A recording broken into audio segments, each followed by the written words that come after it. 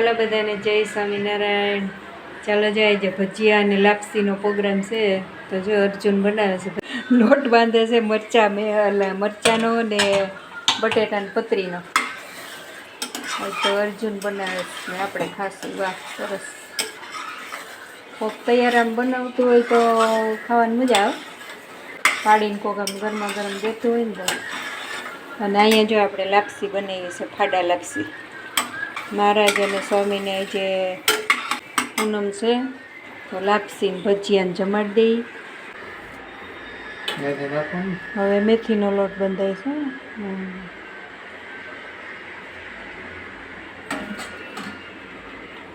બસ હવે બધું મિક્સ કરી નાખ.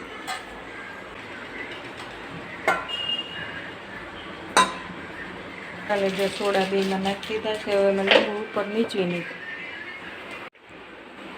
પેલા કેમાં નીસું? આમાં નહીં, ગમે એમાં નીસું, આમાં નીસું નહીં. બસ લે.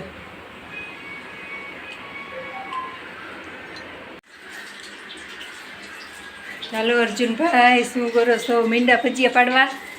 હા. જો મરચાંના મીંડા જ પડવા.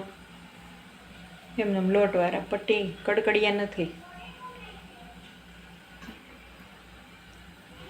અને પતરીના. મહારાજ અને સ્વામી માટે પહેલાં એક ઘણો કરી નાખી. વાહ, આવડી ગયા. બાકી ભજીયા પાડતા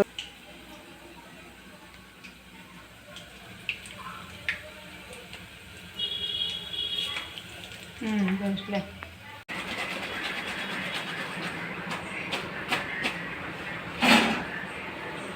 સરસ હો એડા ભજીયા. હજુ જો મેથીના પડે છે.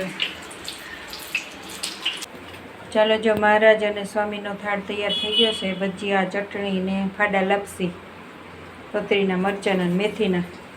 ચાલો જમાડી દો મહારાજ અને સ્વામીને. હા,